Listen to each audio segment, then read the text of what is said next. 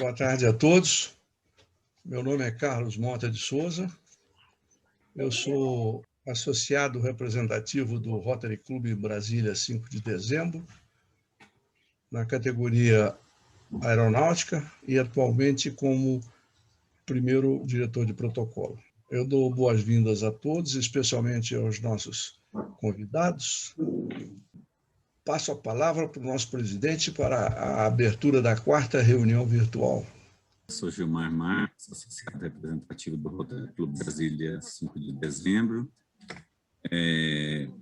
A minha classificação é consultoria, meu cargo no clube 2021-22 presidente, né?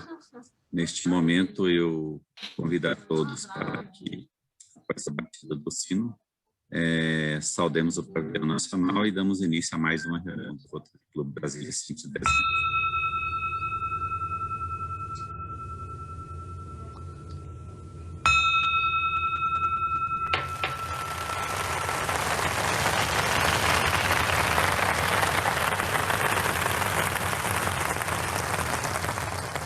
Hoje nós temos uma palestrante fantástica.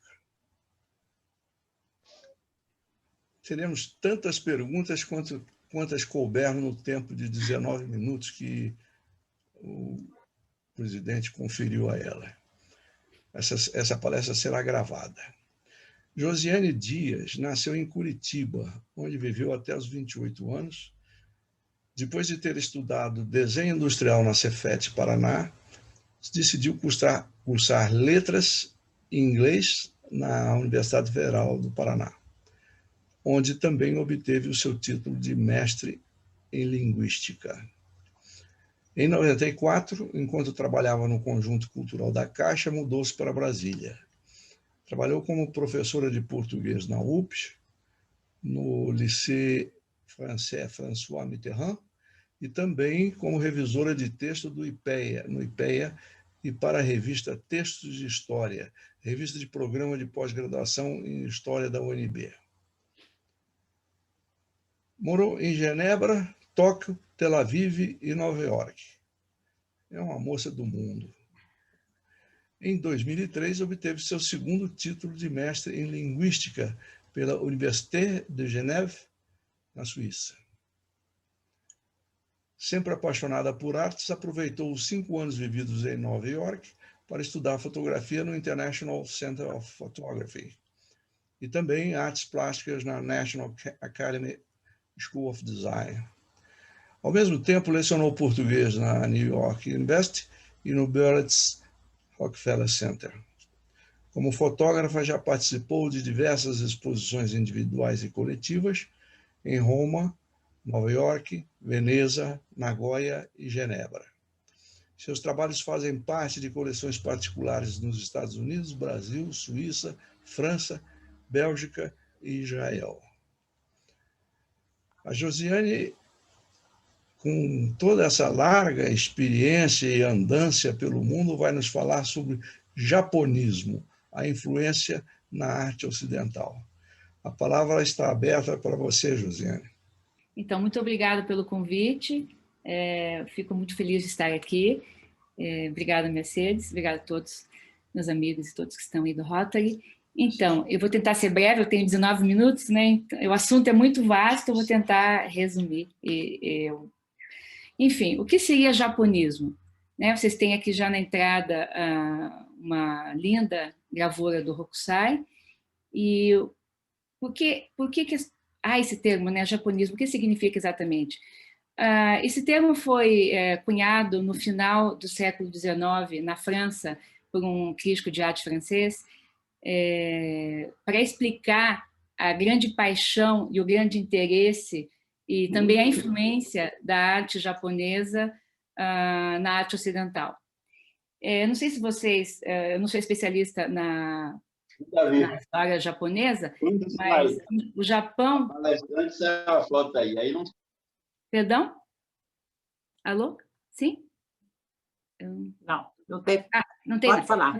Então, o Japão no período Edo, que compreende de 1603 a 1868, ele estava fechado com contato externo, salvo algum contato com os holandeses, né, no porto de cima, perto de Nagasaki.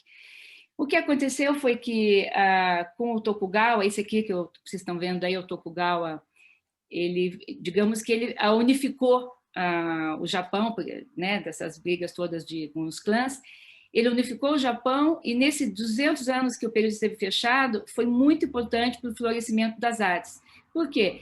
Porque com essa nova... a capital mudou para Tóquio, né, que se chama Edo, e essa nova classe de mercadores, dos antigos samurais, que passaram também a ser os novos burgueses, essa nova classe queria consumir arte, né? Então, e nesse momento, houve um florescimento das estampas japonesas, que nós chamamos de ukiyo-e. Tá? E eu vou só mostrar aqui no próximo slide quando é que foi aberto o Japão. Então, ficou mais de 200 anos fechado, né, com contato exterior, e depois de muita pressão externa, dos Estados Unidos, sobretudo, da Inglaterra também, chega lá o Commodore Perry e o Japão finalmente se abre, e é o novo período que depois vai ser a restauração Meiji, enfim. Esses são só detalhes para vocês entenderem o contexto. E o porquê que essas gravuras, no caso, essas estampas japonesas, deixaram a Europa tão impressionada e tão encantada com essa nova arte, porque era desconhecida. Pensem que, nesse momento, na França, sobretudo, né, nós estávamos no auge do impressionismo. E esses artistas todos que estavam querendo sair de uma linguagem mais acadêmica, desses cânones, né, dos salões oficiais, eles estavam buscando uma nova linguagem para se expressar nas novas pinturas, sobretudo pinturas a óleo, né? E a grande surpresa foi esse encontro com as estampas japonesas. Por quê? Vários motivos, eu vou explicar aqui aos poucos. Essa aqui, por exemplo, é uma cena de rua no bairro Shihara, que era o bairro mais famoso assim, de Tóquio, dos entretenimentos, dos artistas, do teatro, da música. Então, vocês veem aqui uma geisha, uma outra tocando shamisen, e aqui um samurai escondido, né? Tá meio escondido falando com ela. Quer dizer, então, com essa democratização da arte e essas gravuras que eram impressas em grandes quantidades, né? No começo eram monocromáticas, elas se espalharam rapidamente na sociedade japonesa e elas foram se aprimorando, né? Então, vocês têm aqui, por exemplo, aqui atores de kabuki, eles usavam essa representação, não sei se vocês sabem, mas o kabuki também surgiu nessa época. Eles são dois homens, né? Mas as mulheres, apesar de ter sido inventado por uma mulher, o kabuki era só representado por homens. Então, essa representação aqui era muito famosa. Ou então, uma cena mais erótica, né? Que também era muito popular na época, de uma cortesã com um jovem japonês, né? E aqui, agora eu vou falar um pouco mais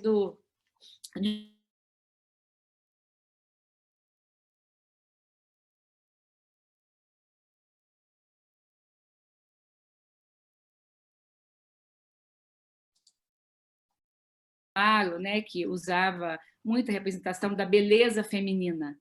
Ele, digamos que era um grande artista dessa categoria. Vocês veem aqui a estilização, que foi completamente nova para a arte europeia. Imaginem vocês que também, nessa época, pensem nas grandes comissões, nas grandes pinturas que eram feitas oficiais na Europa, né, com a representação tradicional, ou em triângulo, ou centralizada. essas estampas japonesas eram completamente diferentes. Primeiro porque a composição, né, não era simétrica, era assimétrica. A estilização do desenho, vocês veem aqui como o desenho é importante, né? E, sobretudo, o uso da cor. Pensem também, na época, um Rembrandt, aquelas cores mais sombrias, né? E você se deparar com essas estampas tão coloridas, tão vivazes. Um dos artistas mais conhecidos na Europa, eu diria no mundo, é o Hokusai, né? O Hokusai, ele junto com o Hiroshige mais tarde, ele se especializou nos panoramas, nas cenas, nas paisagens, e também uma paixão sua era o Monte Fuji, né? O Monte Fuji tem uma grande simbologia na arte japonesa. Aqui ele fez uma grande série que se chama 36 Visões do Monte Fuji. Na verdade, são 46, mas ele nomeou de 36 e depois continuou. Vocês percebem aqui, nessas duas, essa aqui é a Grande Onda de Kanagawa, que muitos de vocês devem conhecer, e o segundo é o Monte Fuji com Tempo Limpo ou Monte Fuji Vermelho. O que podemos ver aqui? Várias coisas, né, que encantaram os artistas europeus. Primeiro, como eu tinha falado antes, o uso da cor, inusitado, vivaz. A composição e o corte, né? O corte é completamente diferente, o enquadramento da arte europeia, que era em voga naquele momento. Aqui vocês veem, no caso, o Monte Fuji atrás, né? E essas ondas gigantescas que parecem que vão comer. Tem 3 barcos, vocês conseguem identificar aqui os 3 barcos? Tem 3 barcos aqui. Essa onda ameaçadora, dramática. Então, os ângulos são inusitados. No caso aqui do lado do Monte Fuji, também vocês veem a cor, esses espaços vazios, né? Que isso é completamente novo também na arte ocidental. Eu coloquei aqui só algumas das vistas do Monte Fuji, para vocês terem uma ideia, porque são todos lindos, né? As gravuras são maravilhosas, para vocês terem uma ideia do que eu estou falando aqui, da composição inusitada. Por exemplo, essa aqui, que tem um tronco no meio, isso realmente a gente não via na arte ocidental, não daquela época. Esse tronco no meio, esse degradê, né? A perspectiva não era, eles não estavam preocupados com a perspectiva tradicional ou geométrica. A perspectiva, ela era uma perspectiva que a gente via mais com as linhas ou com os planos, né? Outra coisa importante é o uso da cor, uma cor mais chapada. Vocês não têm aquela preocupação tão importante para a arte europeia, sobretudo no Renascimento e depois, do claro-escuro, o chiaro-escuro, né? Essa preocupação em realmente retratar a realidade como ela é. E essas representações japonesas são mais, digamos, poéticas, né? No sentido que elas têm uma harmonia, elas são assim completamente fora do normal dos cânones europeus. Aqui tem outro artista muito famoso, o Hiroshige, que também é muito conhecido no Ocidente. Ele fazia muitas estampas verticais, vocês viram que o Hokusai eram mais horizontais. Ele também fez várias vistas famosas. Uma coisa importante de entender na cultura japonesa é a busca da excelência, né? Então, vocês percebam que o Hokusai fez várias vistas, né, do Monte Fuji. Aqui o Hiroshige vai fazer várias famosas da Edo, de Tóquio. eles sempre buscavam a perfeição, cada vez mais o detalhe, a elegância, a sofisticação do traço, né? Então, isso tudo a gente vê aqui com muita clareza nessas estampas ukiyo-e do Hiroshige. Outra coisa interessante é que também não acontecia na arte europeia. Vocês podem ver que sempre tem um texto aqui, ó, tem a assinatura, tem um texto, às vezes tem uma poesia, né? Eles misturavam já a imagem e o texto. Então, são várias inovações que foram descobertas quando dessa abertura, né? Do Japão. Quando teve essa abertura, e também em 1863 teve a grande feira. Vocês lembram das exposições universais que teve em Paris, que teve em Londres? Daí o pavilhão japonês teve um grande colecionador inglês que colocou um pavilhão todinho da arte japonesa, porque as estampas não eram muito conhecidas. Sim, mais a laca, mais a cerâmica, que chegava em pequenas quantidades. Mas depois da abertura, e que alguns artistas começaram a colecionar, por exemplo, o Van Gogh, ele tinha mais de 400 estampas japonesas. Ele era um assíduo colecionador e é uma arte que completamente influenciou o seu trabalho. Ele tentava, como vocês podem perceber aqui, é uma gravura do Hiroshige, ele copia várias vezes, ele não copia só uma vez, tá? Ele também busca essa perfeição e o uso da cor, né? Como eu falei, essa cor tão diferente, tão audaciosa, ela chega a ser abstrata. O uso da cor na arte japonesa, ela chega a ser abstrata justamente porque ela não está preocupada de descrever a realidade como ela é. Aqui, esse quadro é muito famoso, né, do Van Gogh, Starry Night, Noite Estrelada, e é claro, eu acho que vocês percebem aqui o movimento, né, o movimento da pincelada do Van Gogh e a influência do movimento também da grande onda aqui do Hokusai, né? E o Van Gogh era só um dos grandes artistas. Vocês vão ver outros. Aqui, ó, mais um pouco do Van Gogh. Então, só para ilustrar um pouquinho mais dessa influência japonesa, tinha uma loja em Paris que chamava Porta Chinesa. Era uma loja que começou a vender essas gravuras todas, ukiyo-e, vindas do Japão. Elas foram vendidas em grandes quantidades para Degas, Monet, Manet, outros artistas também ingleses, americanos tiveram acesso. Então, foi uma grande inspiração naquele momento, né? E, de novo, o Van Gogh usava, ele criava a sua liberdade, né, de refazer, mesmo com a cópia, ele começou a se libertar um pouco e tentar criar o seu próprio estilo. Aqui, de novo, vocês lembram quando eu falei lá em cima do Hiroshige, do tronco da árvore? Aqui vocês conseguem ver essa composição audaciosa, né? Que na época, diga-se de passagem, não era muito aceita pelos, digamos, pelos cânones, né? Pelos salões oficiais em Paris.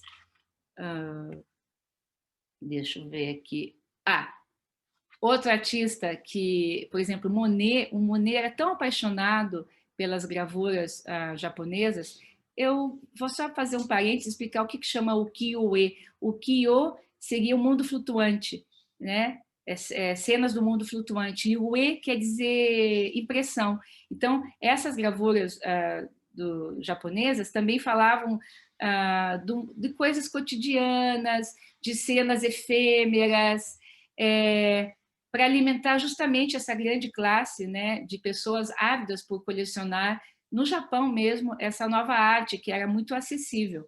Então, é isso que significava o termo ukiyo-e, cenas do mundo flutuante. Então, mas o Monet, a vida toda, ele, um pouco como o Hokusai, ele queria chegar à perfeição da sua arte.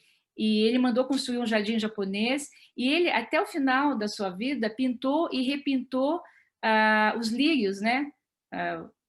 Em vários tamanhos, em vários quadros, sempre tentando, como um pouco o Hokusai fazia, chegar à perfeição. E uma frase sobre o Hokusai, ele disse que ele provavelmente queria viver até os 100 anos, e que a arte dele até os 70 não valia a pena ser olhada, porque ele achava que ele, cada vez ele ia ficar mais com um domínio maior da técnica e da perfeição.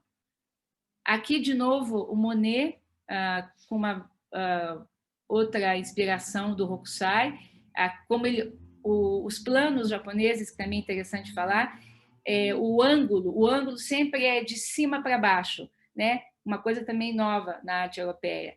Então, esse encontro das estampas japonesas com a arte europeia mudou completamente o rumo da pintura e das artes em geral. Foi um divisor de águas, quer dizer, é uma nova arte. Aqui mais um pouco Monet, né? Os temas também, e vocês vão ver que não só, por exemplo, no uso do espaço, no uso da cor, na estilização, que era muito moderna para a época, mas também no uso das roupas, né? Aqui tem o Manet, essa aqui era a primeira esposa dele, ele também inspirado aqui em uma estampa japonesa. Aqui nós temos um retrato do Émile Zola, que o Manet fez, aqui vocês podem ver, aqui tem um biombo, aqui tem uma gravura, né, japonesa. Outro artista completamente apaixonado também e que se inspirou muito foi o Toulouse-Lautrec, que fazia os cartazes, né, famosos. Ele teve várias inspirações, esse diálogo era muito grande na obra dele, né? Aqui também o outro, Bonnard.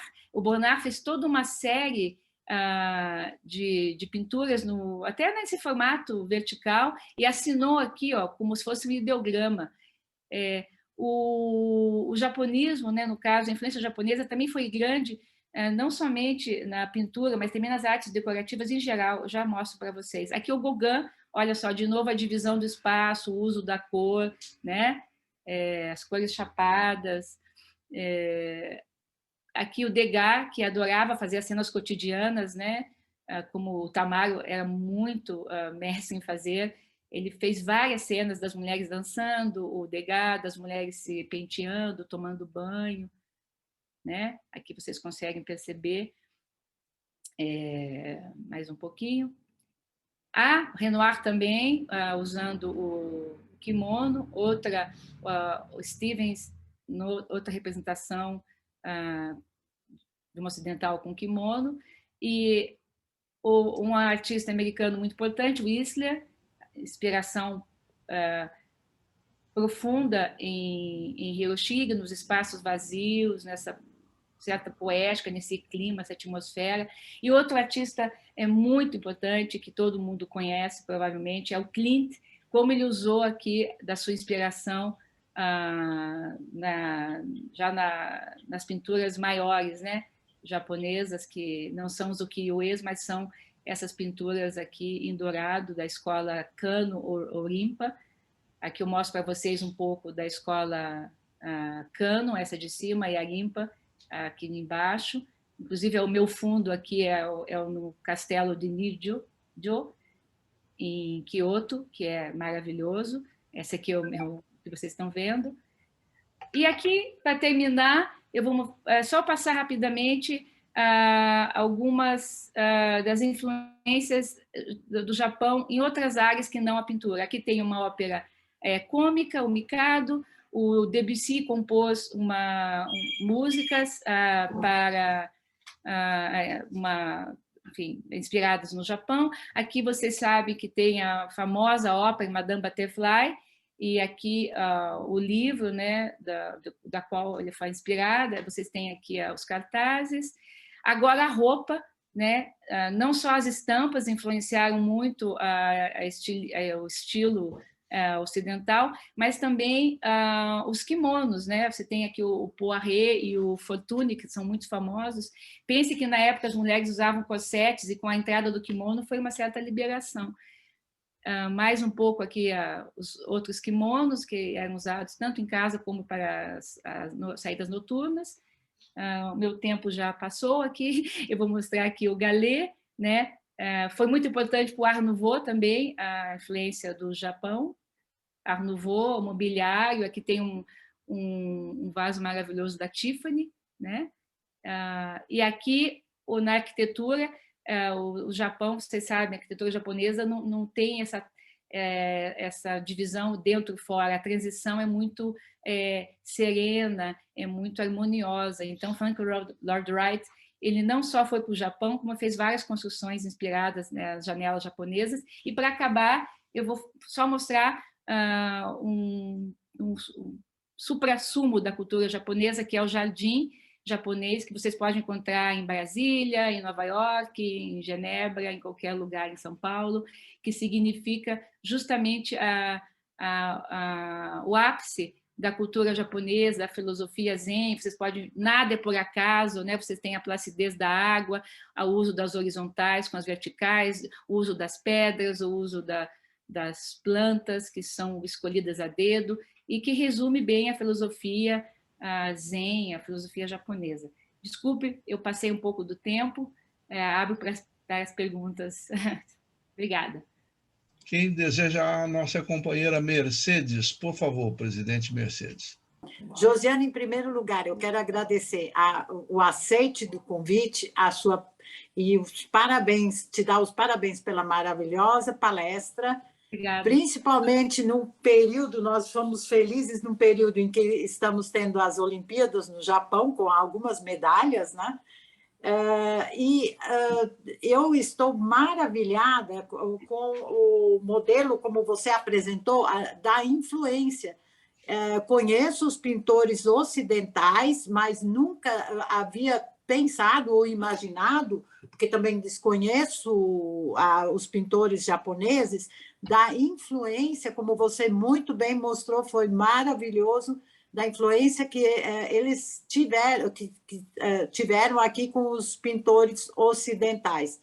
E vários deles, e famosos, dá para perceber bem, não é uma cópia fiel, mas é uma influência grande, para dizer com todas as letras. E isso, pela primeira vez, eu vi isso, também não tinha lido, também não sou especialista em artes, minha área é história, e quero te agradecer novamente o aceite do convite. Obrigada. Obrigada a você, Mercedes. Alguém mais? Eu acrescentaria como pergunta, Josiane, um fato que me causou estranheza. É muito comum a gente ser penalizado por plágio, né? O sujeito escreveu uma quantidade de linhas aí já ditas por um outro autor, já escritas por um outro autor, e é acusado de plágio porque o plágio é uma apropriação indébita da atividade intelectual. Também. E eu, então, estranhei, na sua exposição, você colocar assim, por exemplo, é nítido a cópia que Van Gogh fez eu não lembro o autor, o pintor japonês. Hokusai? É nítido, as duas figuras, a cortesã. Você colocou as duas figuras ali, não há detalhe que você escape e fale, bom, isso é um copia e cola, hoje em dia seria um copia e cola daquele fantástico, né?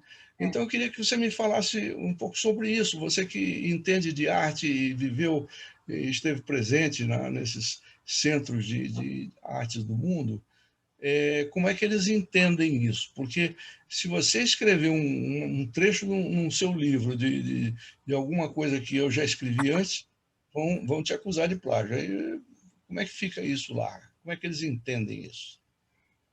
Olha só, na arte é muito interessante, né? Porque a gente, quando estuda arte, a gente copia os clássicos, sempre. Quando você começa a fazer aula de pintura, você copia pintura a óleo, copia Caravaggio, copia Monet, Giotto, você sempre é a cópia. E na arte, a gente tem uma coisa que chama de apropriação, tá? Ou, digamos, releitura. Hoje isso é aceito, né? Você pode fazer uma releitura, uma reinterpretação. Então, você não vê isso como plágio, como é no mundo acadêmico, que realmente, se você copiar algum texto, um parágrafo, você está plagiando. O Van Gogh, quando fez esses estudos, né? E assim como outros fizeram também, não foi só ele, eu não pude mostrar todos aqui, é como se fosse hoje um cover musical. É como você pegar uma obra e dar a sua interpretação, mas você não está dizendo que aquilo é a criatividade sua, né? No plágio, você mente que aquilo é seu. E no caso do Van Gogh e de outros artistas, eles não estão preocupados com isso. Eles querem justamente mostrar a influência e eles nunca estão querendo enganar o outro, né? Aquilo não é um engano. É claro, é uma inspiração. Então, isso na arte hoje é muito comum. Há vários artistas que usam um pedaço de fotografia de outros artistas, que usam a pintura. Nossa, por exemplo, hoje tem o Jeff Koons. O Jeff Koons é um artista muito famoso. Ele usa pinturas, assim como o Vic Muniz também se inspira em pinturas, recria pinturas clássicas. Então, só para dizer que na arte a gente tem essa permissão artística, né? Enfim, acho que eu respondi. Não, entendi perfeitamente. Eu até imaginava alguma coisa parecida com isso. Como você citou na música, você tem...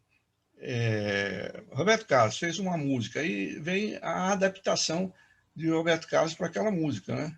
É muito clássico aquele filme Amadeus, o Mozart fazendo um melhoramento naquele trecho, naquela obrazinha que o Salieri fez para o Imperador. Né? Então ele chegou lá assim de primeira, de ouvir uma vez só, isso é o filme conta, né? Aí ele foi lá e tocou. O Imperador não acreditava que ele ia replicar toda aquela operetazinha ali, aquela obrazinha do Salieri. Ele tocou, aí depois falou, mas podia melhorar um pouquinho aqui, aí deu um show, né? Então, é entendível isso, mas o que me espantou foi assim, não era só o Van Gogh, vários outros. Mas agora eu entendo, né? Utilizar uma obra anterior como referência para fazer uma nova reinterpretação. Tá bem. Obrigado aí pela sua... Quando a gente pensa que o impressionismo e o pós-impressionismo, né, que a gente vem de uma longa tradição clássica, né, sobretudo com o Renascimento, que quanto mais próximo da realidade, melhor. E os artistas impressionistas justamente não estavam mais preocupados tanto com a realidade, né? Estavam preocupados com a luz. Naquela época, os tubos de tinta foram inventados, eles começaram a sair do estúdio, fazer as paisagens. Então, quando eles tiveram esse contato, né, com a arte japonesa, aquilo foi assim, uma revolução para eles, porque como o Japão ficou mais de 200 anos fechado, e eles não tinham acesso a essa nova estética, aquilo foi realmente, como eu falei antes, um divisor de água, influenciou totalmente a arte. Eles incorporaram o uso da cor, o uso esse enquadramento completamente diferente. Eles ousaram, e claro que no começo isso não foi tão bem visto, né? Você sabe que o Van Gogh não vendia nada, né? As pessoas achavam que ele não sabia desenhar, mas na verdade ele estava completamente à frente do seu tempo. E, enfim. E o Monet, na casa dele, ele tem todas as gravuras, uma sala com todas as gravuras. Ele tem mais de 200 gravuras japonesas. Enfim, são muitos outros, né? Agradeço a sua... Alguém mais quer fazer uma pergunta à nossa palestrante? Eu aproveitar que ninguém faz pergunta, eu vou fazer uma pergunta só. Esse ambiente em que você está é a sua casa ou é um pôster que você coloca atrás de você? Então, esse ambiente que nós estamos vendo aqui, japonês. Obrigada pela pergunta. Esse ambiente é de um castelo em Kyoto, é um castelo chamado Nijojo, né? Nijojo. É um castelo maravilhoso que eu visitei quando eu morava no Japão, e ele é todo pintado em dourado, todas as salas, as portas são de correr, é um deslumbre, é uma coisa inacreditável, assim. E essa escola, porque vocês, quando eu falei dessas estampas, essas gravuras, eram populares, né? Era para as pessoas do povo, né? Essa nova classe burguesa que surgia. Mas os ricos, né? Os nobres, eles tinham muito dinheiro e faziam essas comissões dessas grandes pinturas, que nós temos duas escolas principais, que é a Escola Kano, que é essa que vocês estão vendo atrás de mim, é a Escola Kano, que usava o dourado, essas aves contorcidas, né? É o uso das nuvens também, dessas pinturas panorâmicas, e a Escola Rimpa, a gente chama de Rimpa, que é uma escola que, praticamente de um artista muito famoso, que é a Ogata Korin, no qual o Klimt se inspirou totalmente, né?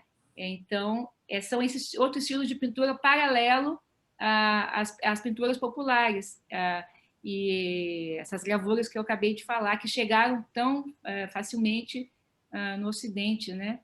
Então, é esse castelo, ó, se eu sair um pouco... Muito bonito, muito bonito. É muito bonito, é deslumbrante. E eu digo que quando você pensa que esse castelo é do século XVII, realmente você fala, uau, como eles estão avançados, porque isso é uma estética praticamente Art Nouveau, né? Dos anos 30, dos anos 20. Muito obrigado. Acho que daria conversa aqui para um dia inteiro, né? Sim. Mas nós podemos voltar depois em outros momentos. Eu aproveito, então, para agradecer a sua participação. Então, vai o certificado para você agora, nesse momento, tá? Que é a nossa remuneração em criptomoedas, né? Obrigada. E muito obrigado aí pela sua contribuição conosco nesse momento. Tá? Muito obrigado.